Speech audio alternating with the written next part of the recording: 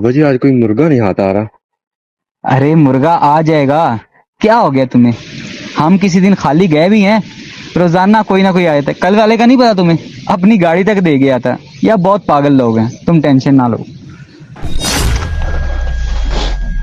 अरे यार, ये कहाँ पे पहले में ले आए हो तुम मुझे? आहिस्ता बोलो वरना वो सुन लेंगे। कौन?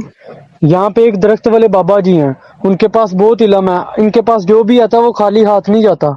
आज वो देखना हमारी भी सारी मुरादें पूरी कर देंगे। चलो चलो।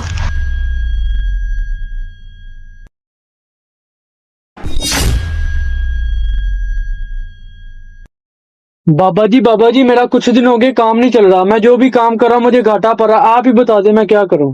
तुम्हारा काम चलेगा भी कैसे? क्या मतलब? तुम्हारा काम किसी ने बांध दिया है।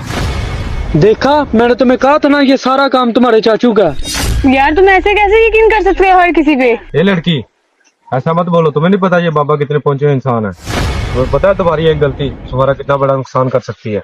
बाबा जी ये तो नादान है, इसकी बातों का गुस्सा ना करे। आप मेरे बंधे हुए काम का कोई हल बताएं।